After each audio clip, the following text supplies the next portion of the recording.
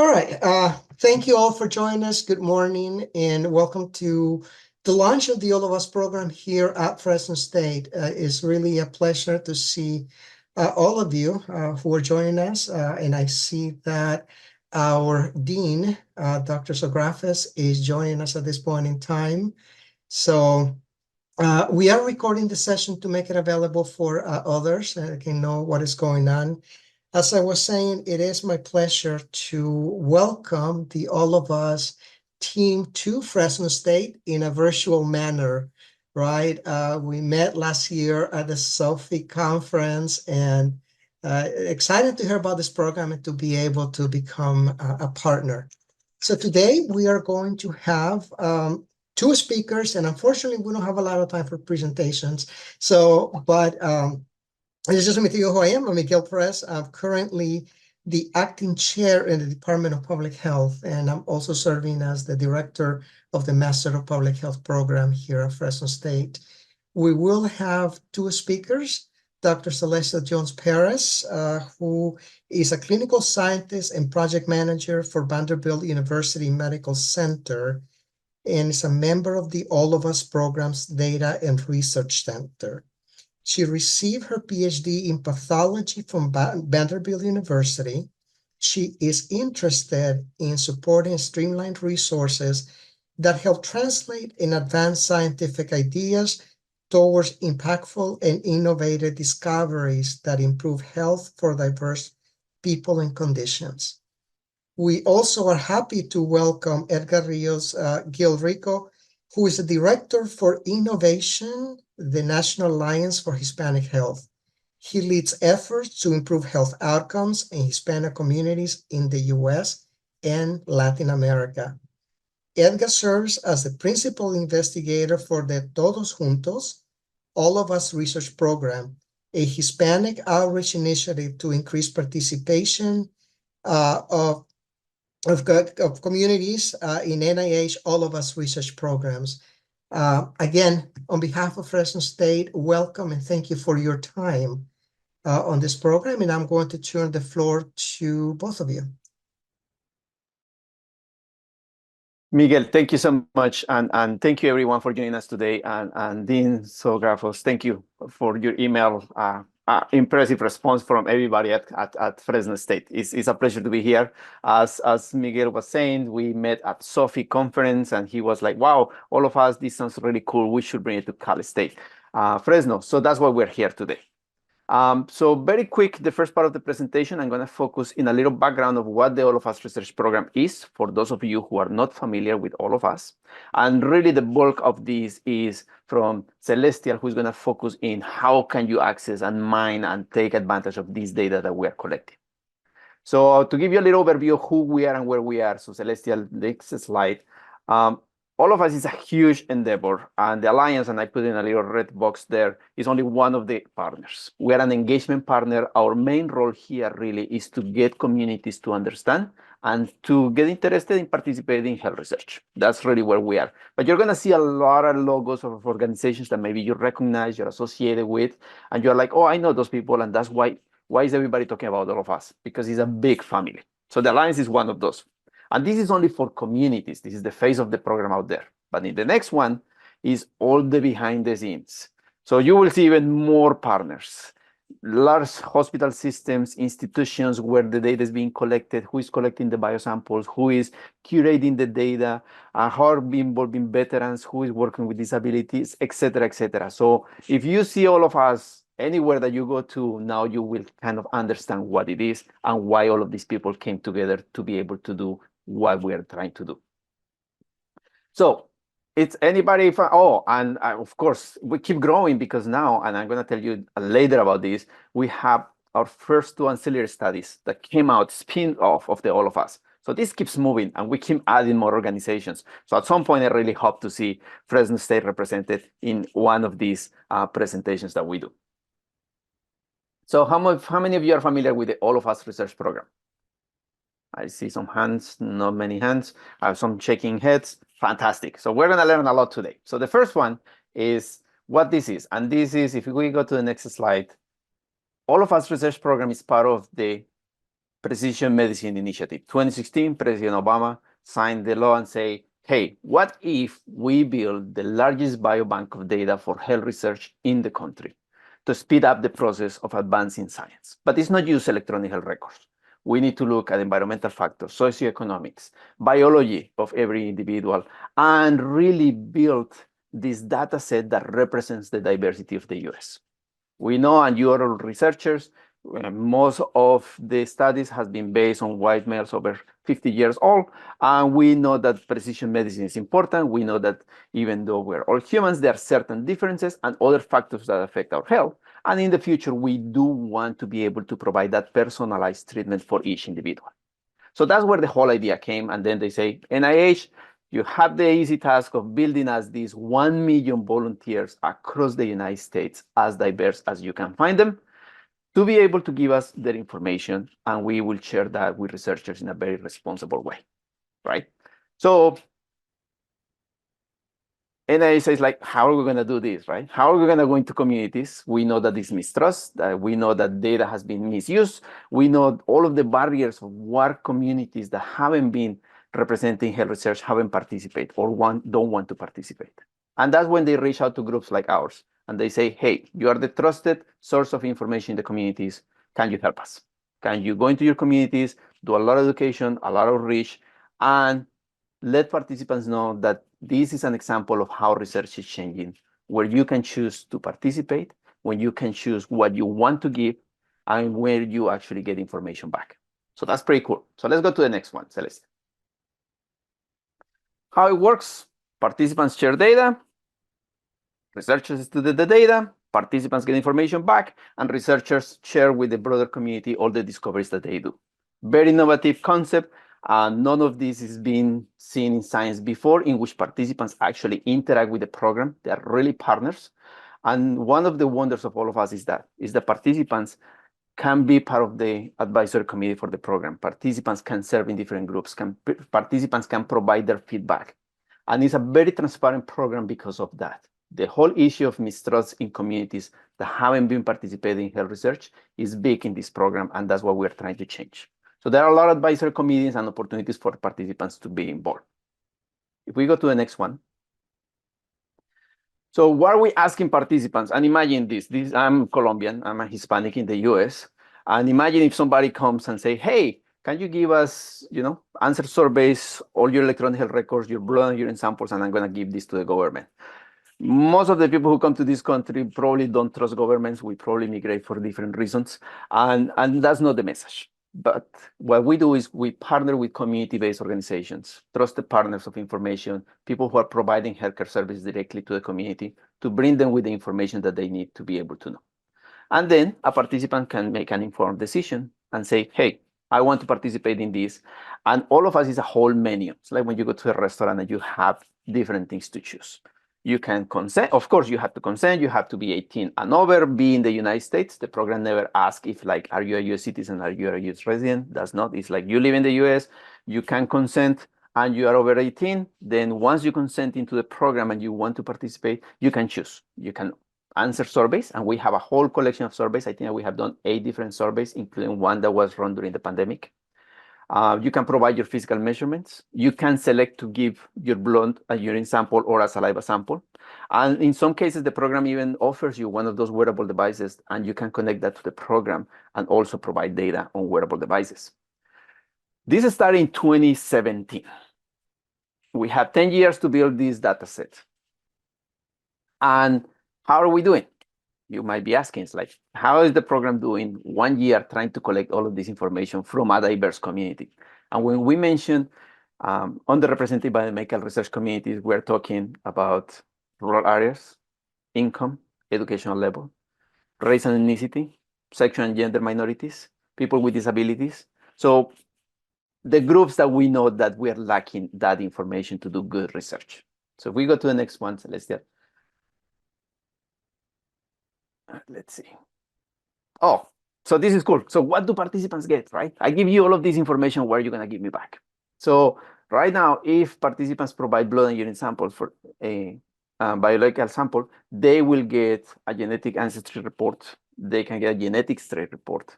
And two that are very important that the community has been seeing as a lot of return of value for them is you can get a whole genome sequencing report on and a pharmacogenetics report, how your body interacts and metabolizes certain medicines, and they go and look into your genetic code and different genetic variances associated with certain diseases.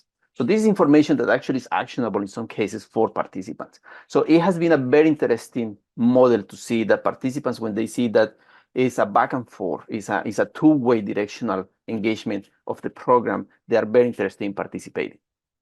And I think the next one shows us the numbers. And I'm really proud to show, oh, no, yeah, look at that. So in addition to all of that, now participants who are part of All of Us could also sign up for ancillary studies. In this case, Nutrition for Precision Health. They're going to be looking at your microbiome, and they're going to have a lot more information in nutrition. And of course, we're very interested because I don't think that it has been a lot of nutrition studies, for example, used specific to communities who don't participate in health research. All of those who love Mexican food, or chilaquiles or beans and all of the good stuff that we eat, I don't think that has been a lot of nutrition studies looking at what we normally do. So that's why we're very invested into this. So now let's see the numbers, because I know that that's really cool. So how's the program doing? As of today, and if we go to the next one, let's see. Of the 1 million participants, we got ahead one. Of the 1 million participants, we have 750,000 participants who have created an account. Of those, data currently available for researchers to access is for more than 500,000 people. 75% of that sample are from communities who haven't participated in health research before. 45 of those are from racial and ethnic minorities. So it's a huge data set already available for researchers, faculty, graduate students, undergraduate students, even high school students have been already looking at this data. How diverse is the data internally? So in the next one, you're going to see what we have. Of course, I show you the whole menu. So we have answers to surveys. People have answered already questions on lifestyle, social determinants of health, vaccinations, and family health history. A lot of information is based there, and all of these instruments are available. So if you want to see, is there a question that I'm interested in researching being asked to the participants? All of the instruments and questionnaires are available to you.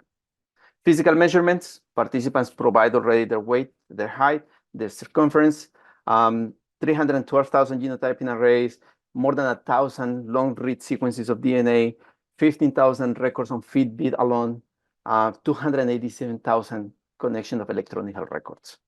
So as you can tell, this is very diverse. And that's something that the participants understand is, a lot of people say, so is this for diabetes? Because that's what I'm interested on. Or is this for asthma? Because my kid has it. It's like, not really. It's like you provide your information and it could be analyzed and studied in so many different ways by the researchers. That's the wonder of this. It's like when you go to a library and you have a whole selection of books where you can pick from.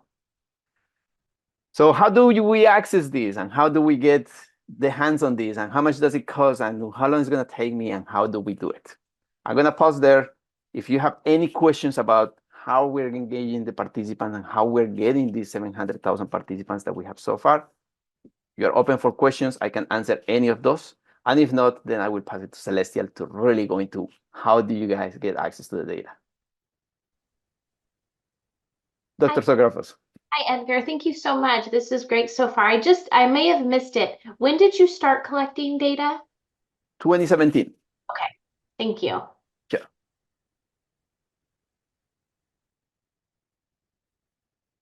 Perfect. Let's move on then, Celestial, and we will address other questions as needed. All right. Thank you so much for that introduction, Edgar. It's very helpful. I have a few of my colleagues here from the DRC that are attending this. So if you have any questions while I present, feel free to put those in the chat and we can answer those as we go along. So first, let's look at how we curate the data. We at the Data Research Center receive participant data from our partners that we saw at the beginning of the presentation. Participant raw data undergo quality control in our curation process to ensure participant privacy, and then they are harmonized. These data are pushed through our pipeline about once a year on average. We use the OMOP data model, and the data are kept secure in a cloud-based platform, the Research Hub. We use high quality security technology and strict privacy security protocols to keep the participant data safe. This includes hiring outside companies to try to hack into our data. We have created multiple tiers of data access. The public tier is broad and is a summary of what we have. It is aggregate data and is rounded up by 20. Anyone can look at this data by using our data browser on our public website, which we'll take a look at today. The next levels are the controlled tier and the registered tiers. This is where you must be registered with us to gain access to the data. In the future, we also plan to have access to individual specimens. Now, let's take a closer look at the registered and controlled tiers. The registered tier is row-level participant data, and researchers must register with us and be approved to access it. They have access through the workbench. In this level, you can have access to the data, but all the identifiers are removed and all the free text is removed, as well as the dates of the health-related events are obscured.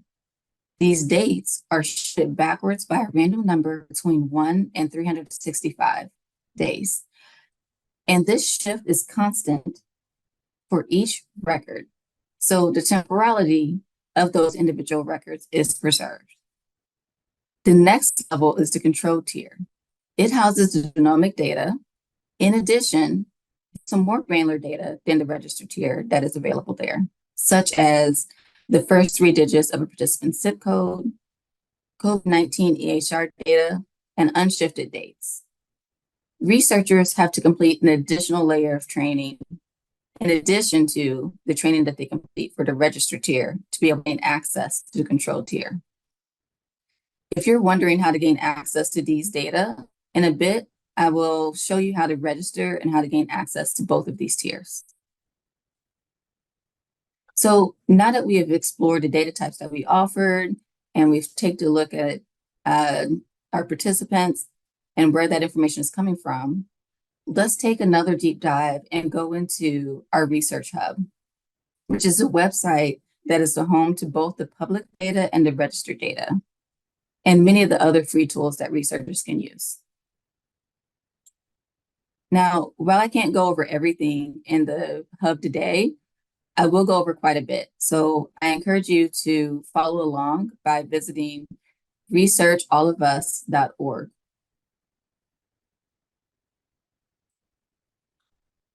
So the Research Hub is a secure cloud-based Google platform that contains public data available for everyone to view, as well as the controlled access data that requires the registration to view and analyze.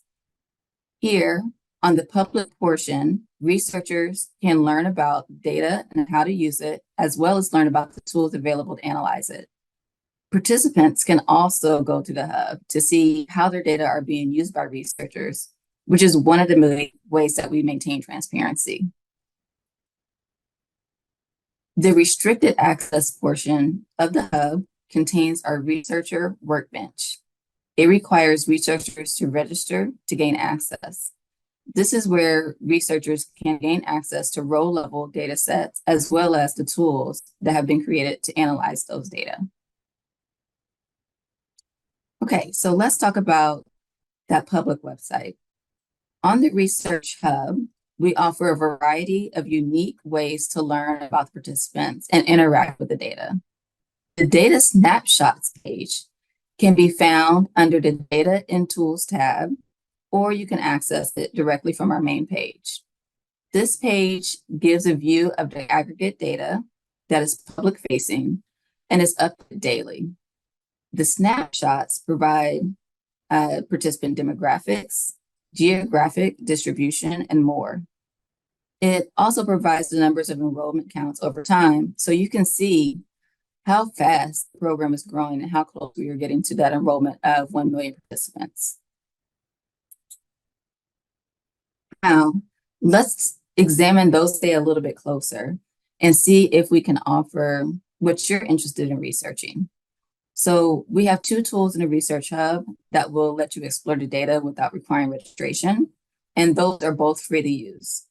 These tools are called the Data Browser and the Survey Explorer. First, we're going to take a look at the Data Browser. This is, in my opinion, the most valuable tool on the Hub. So the Data Browser can be located under the Data and Tools tab.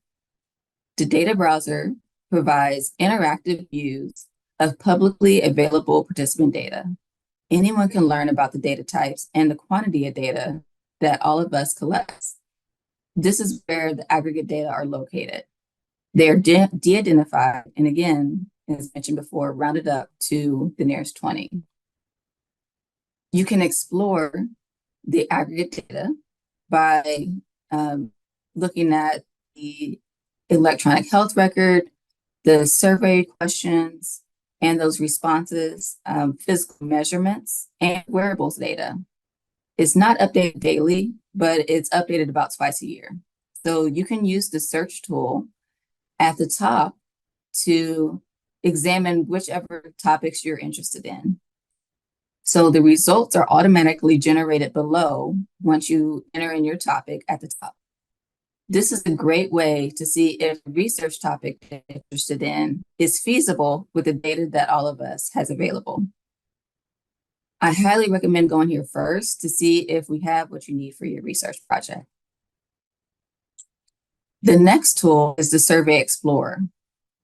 This is living also under the Data and Tools tab. This is where you can examine all the questions that have been asked of participants, as well as answer options. The surveys are provided in both English and Spanish to participants. So let's walk through an example. I'm interested in researching asthma.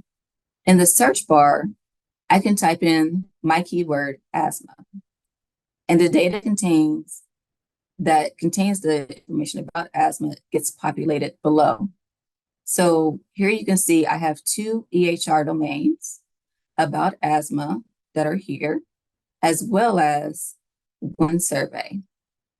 Now let's take a closer look at one of these data types, the conditions. All I have to do is click on this box, and it will take me to a page that has all the matching medical concepts and related asthma conditions.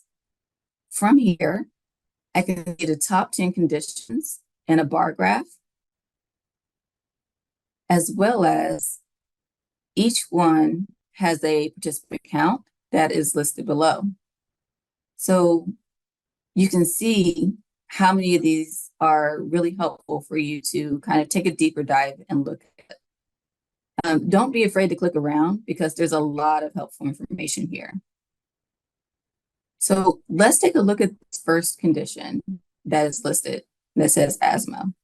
When I click it, even more information is generated. So now I can examine the sex at birth, the age here, and the different data sources from where that information is coming from. The sources contain things like SNOMED codes and OMOP concept IDs. You can click on any of the 3 of these to get even more information.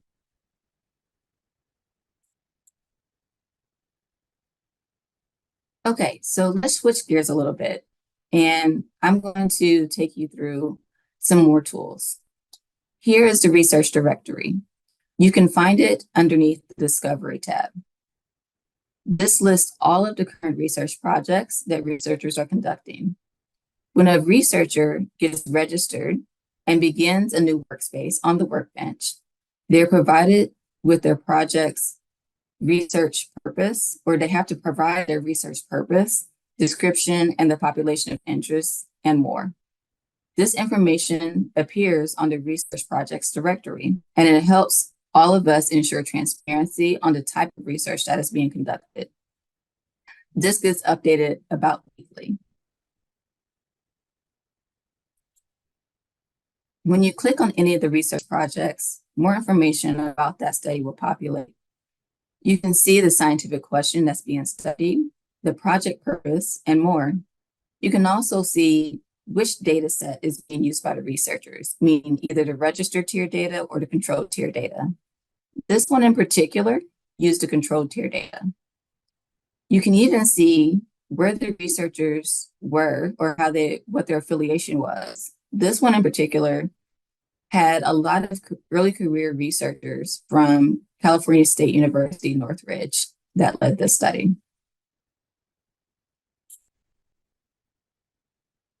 The publications page is listed under the Discover tab as well. It lists the peer-reviewed articles of all of us researchers that have published there. This page includes links to the articles, and we require the researchers to alert us when they are getting to publish manuscripts so that they can let us know and we can celebrate their amazing work.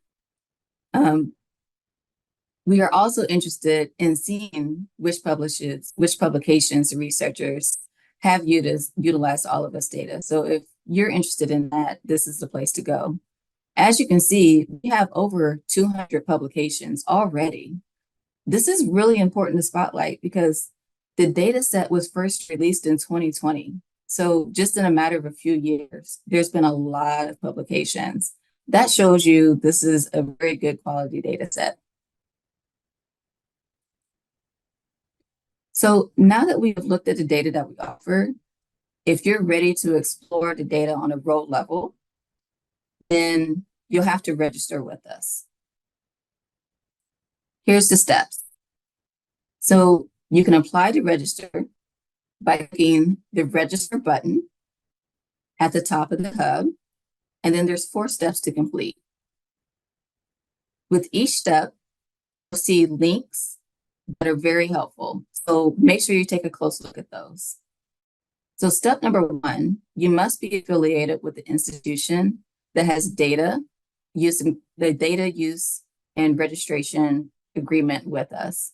We also call that a DURA. I'll show you in just a moment how to check that.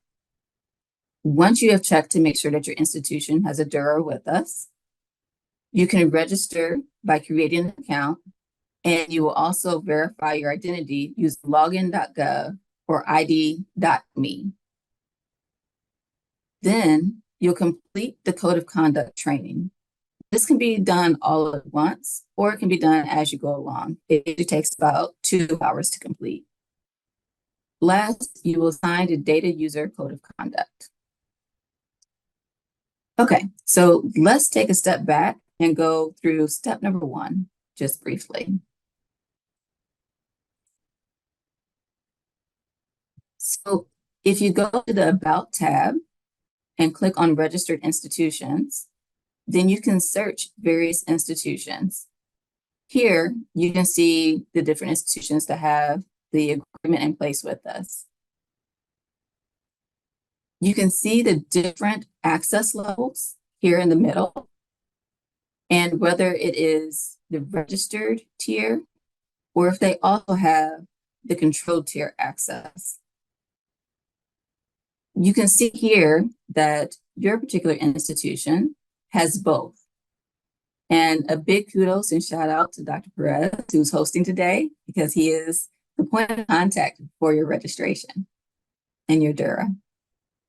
I will note that All of Us has recently begun to support DURA inquiries from international universities. So if you have any colleagues at different places like Mexico, then you may want to direct them to reaching out to us at the support desk, and we can explore that a little bit further with them.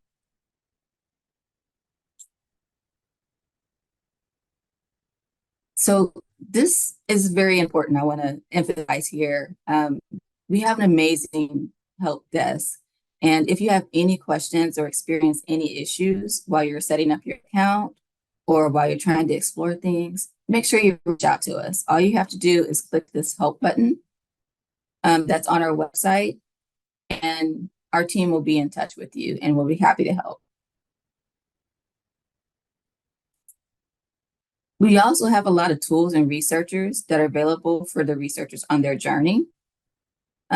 We have $300 in free credits that will help you get started on your research.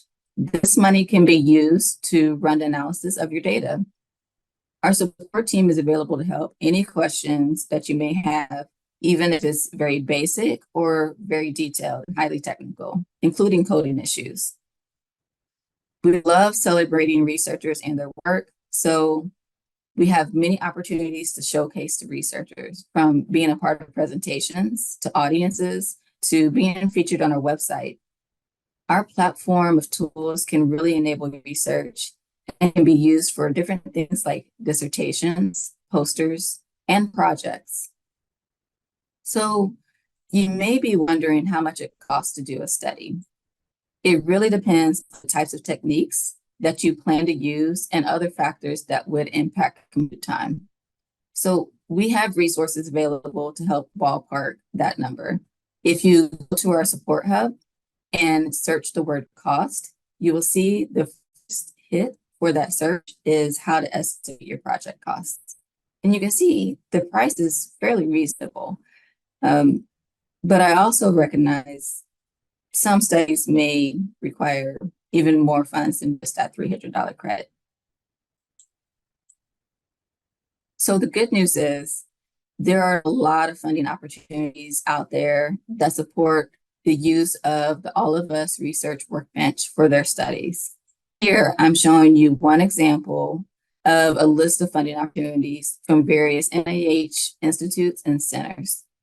And I'll hand it over to Edgar just for a moment for information about a very exciting opportunity as well with funding. Thank you, Celestial. And of course, what we have learned of this after recruiting participants, we know that there is an underrepresentation in the biomedical workforce. Why are we collecting data from all of these underrepresented groups if we are not making this data available for interested researchers from those same communities? So the NIH funding that Celestial showed, and I just put the link in the chat box, is specific from NIH institutes, R1s, R25s, R03s that you at the university are familiar with. But here, through the Alliance, our foundation just announced last week this potential grant opportunity for graduate students, PhD students, faculty to work with their teams of students to use the data to look at Hispanic data within the All of Us program. Applications are due at the end of the month. If you have any questions in the chat box, Brian is attending. He's in charge of this part of the program. So we know good research needs good data and good support, and that's part of why that commitment. It's like it's not that we have a good data set. I know how it is. If you don't have time to pay your PhD to go practice the R, the Python, do the analysis, select the cohorts and all the stuff that happens behind the scenes, how are we going to advance science? So quick pitch, we're going to put the link in the chat box also. So I hope to see Cal State Fresno with some applications there. And before I forget, we only listed like 10 of California State different campuses. If you have contacts at other campuses that you didn't see in that list, that don't have access yet to the data, please let them know. It's, sometimes it's just one quick call, one quick email from somebody who already know. So we can get the whole system into place and everybody have access to the data. Because if you want to collaborate with a researcher or professor at a different campus, both need to have their agreement in place. Thank you, Celestial. Excellent. Thank you. Okay, so moving right along. Now that we have taken a look at the public-facing website, we're going to take a moment to dive in deeper and look at the researcher workbench and how you can get started on your research project. The workbench is where the restricted role-level participant data live. All research workbench analyses happen within a workspace. A workspace is a place to store and analyze your data for your specific project. After you've completed the registration to begin, you will need to, you're going to receive an email from us, and then you can navigate to the workbench once you have access and click the researcher login button at the top of the hub. Okay, so what exactly is the research workbench? The workbench is where you can create your research, by creating a workspace. A workspace is where you build and analyze your data set. You can access our point and click data analysis tools here. In a workspace, you can select the participants based on the criteria using the cohort builder. And then another tool can be used, which allows you to select the variables and the values of interest that you're interested in for researching in your cohort, and that is called the dataset builder. Once you have those two together, you can save and export your data set to a notebook in the system and begin your analyses. A really great feature about the Workbench is that it enables team science. So the workspaces are highly collaborative. You can share your workspace with a research team, whether they're at your institution or at a different one. We do require that all users are registered with us.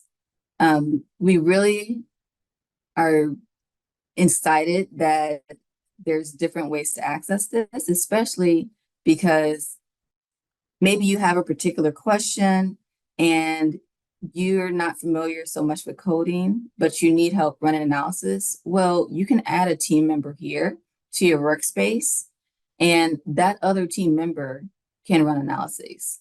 And there's even access control things that can help with making sure each team member has the appropriate amount of access in your study.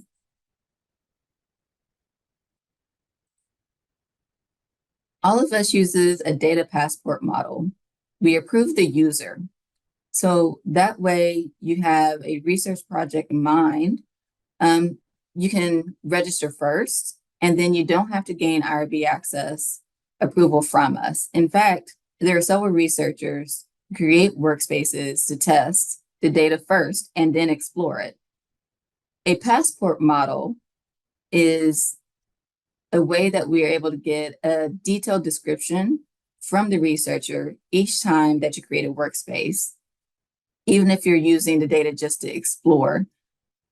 So we don't limit how many researchers can explore a particular topic. So there are chances that there are researchers out there conducting topics or conducting research on topics that are very similar to yours. When you log in, there's a landing page that shows you all of the workspaces that have been created. So here you can see my workspaces on this slide. I have a few workspaces that are on the topic of asthma since I'm interested in it. And you can also quickly access them by clicking on them. At the bottom, you can see several short tutorials that may help you along the way. To begin creating a workspace, you have to click this plus sign that you see at the top. Once you click the plus sign, another window will open that will ask you to share information about this study. Each researcher must fill out all of these fields. You'll see that there's a banner that denotes if it's going to be on the public website or not, which will pipe over to the information that we saw before on the projects directory. You can also edit the description as your study progresses anytime, which is a nice feature. On the right, you can see what the research project would look like and how it would appear inside of the projects directory. One important characteristic about the All of Us program is that we really want people to include historically underrepresented groups in biomedical research. We ask that you indicate if your study will focus on any specific population or intend to study any phenotype or disease or condition with focus on comparative analysis on any particular specific demographic group. So for example, if the group is based on race, ethnicity, age, or gender. Once you have all the information entered, it is accessible under the About tab on the workspace.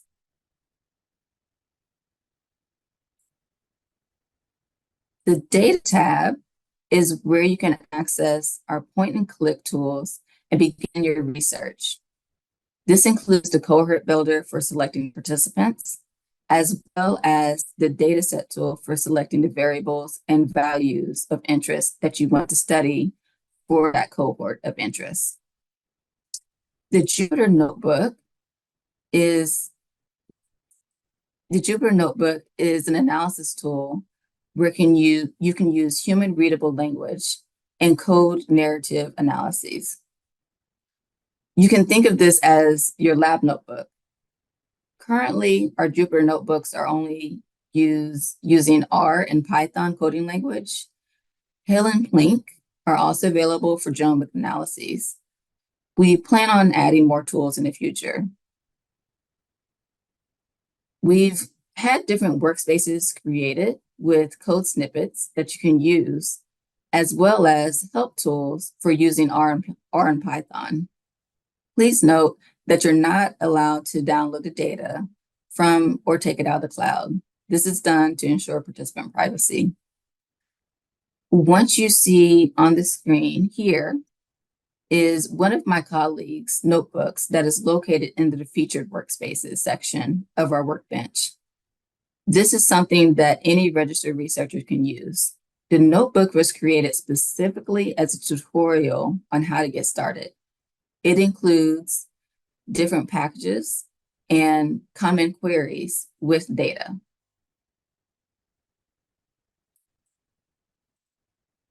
Okay, so today I've given you a high-level overview of different platforms, the tools, and now I'm going to show you some of the things that we have to support you along the way. We have featured workspaces in the workbench, which is where you can access the tutorial workspaces. These workspaces offer an example notebooks on how to work with the data. This is great for learning about them, and you can even duplicate them and edit them in your own workbench. They also provide you help with coding. As I mentioned before, and I don't think I can emphasize this enough, our support team is amazing and very responsive. We offer new user orientation each month, as well as weekly office hours to help answer any questions that you may have, and drop-in office hours every Tuesday from at 1 p.m., where you can ask questions to our team of experts. Fridays, we have office hours that are bi-weekly and at 1 p.m., or 1 p.m. Central Standard Time, I should say.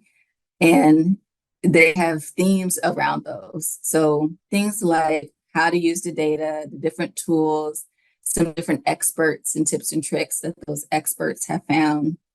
These are recorded and are posted on our platform, so you can watch these if you're not able to attend. You'll also receive an email if you register for these Zoom sessions, where you can stay in tune and get information about other office hours and orientations. So make sure you save that email once you get it.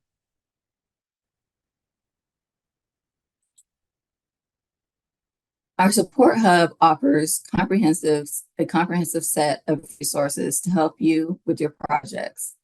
In the user support hub, which can be found here with support tab, you will find articles and resources to help guide you. Just like the data browser, you can search the tool here, and it will direct you to a lot of different answers and information. You can contact our help desk with any questions that you may have, and we're very responsive. Usually we respond within 1 to 2 days, sometimes even sooner. You may access this hub here, or even at that help button that you'll find at that bottom corner. I want to take a moment and highlight a particular resource that may be of interest to this audience. We have an excellent support article on tips for instructors to set up student projects. It covers resources that will help with skill building and commonly overlooked challenges, and it gives references that will ease some of the learning curve. Additionally, there is a more recently launched helpful session that is being hosted by the Baylor College of Medicine called Train the Trainer. And those online sessions have been very well attended and helpful for a lot of people. And I think they're going to be getting another session very soon. So more information about that soon.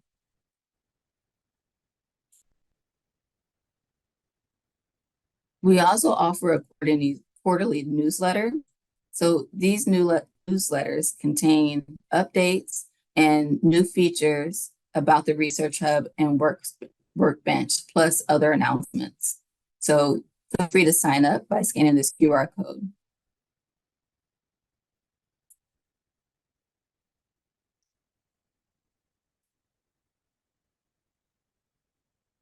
So we really hope that you'll become a researcher with us. You are welcome to sign up for our quarterly newsletter, find us on social media outlets, and we thank you so much for having us today.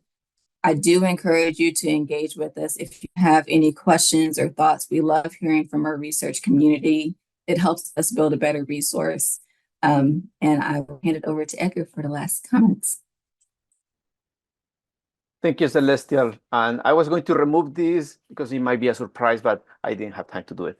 Anyway, the All of Us journey and how we get to communities really is going to where they are. The people that we're trying to reach here is the ones who probably will never go to a large institution to receive services or learn about potential opportunities to get involved in health research. So why we have been successful is because of that. Is because the program took the effort. Number one, it's fully bilingual, English and Spanish. I have never worked in a program before with NIH in which from the start to finish, the participant can complete the entire process, all the consents, all the surveys and everything in either language.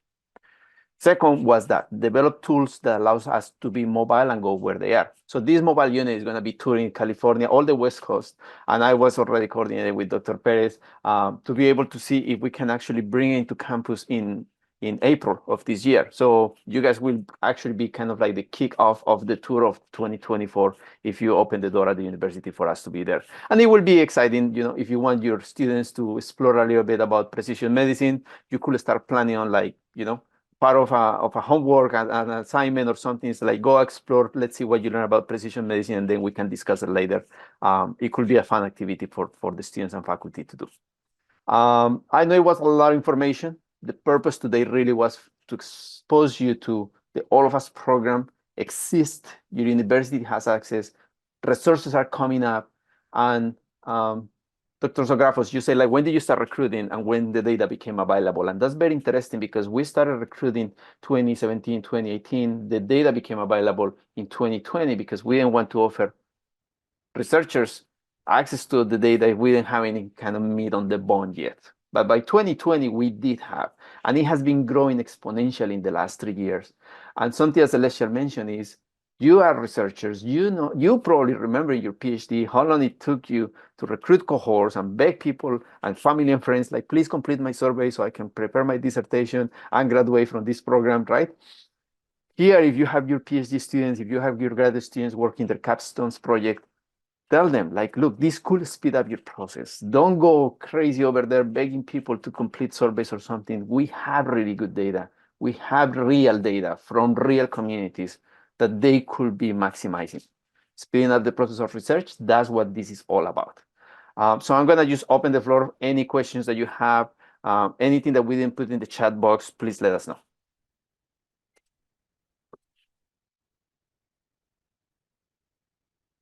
And I'm gonna start with the chat.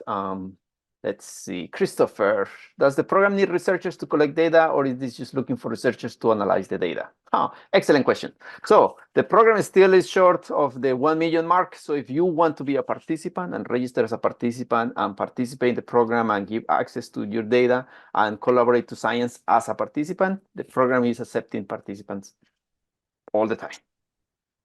You don't have, as a researcher, you don't have to collect any data. What we're doing here is we're opening the door of this big library to you to go and explore, analyze, do your research, write your proposal, same, I'm going to use all of us data put together for us. So this is really an opportunity for you to advance your research and of those of your network.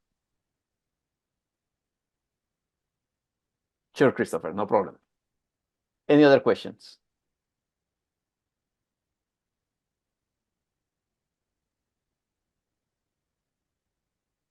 Celestia, we were very clear today. I You- love that. You guys did such a great job that all the questions were answered.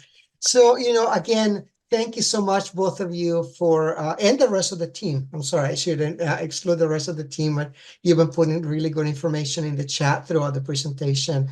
It really is a pleasure for us to welcome you to Fresno State to be a part of this national initiative. And we are really looking forward to expanding the collaboration and access to the data for our faculty and students. We'll be making this presentation available through our YouTube channel and giving access to other people so they can hear your information. Awesome. We look forward to seeing some of your researchers pop up in our office hours and some questions coming through in our support desk. Excellent. And Miguel, something that I forgot to mention, and one example that we have is a professor reached out to us and said, like, hey, my students are not at that level of really doing hard science, hard research, but I do teach a class in Intro to Python and R and Bio. And she saw the potential on the Research Hub as an educational tool. So when she told the students, it's like, look, this is real data of people across the country. Pick any disease, anything that you're interested on, that is your own interest because of your family's history or something, and start working on a research project on this. This institution now has the most number of researchers registered looking at the data, and it's students using it for the educational purpose. And what a better way to stimulate that STEM field within our students if he's giving them access to real data. This is not fake. This is actually something that they can see. And who knows, they will see trends that maybe we're not seeing. They will analyze them in a different way. And what a better opportunity to do it. So I will highly recommend you to try to incorporate some of these in your curriculums if possible.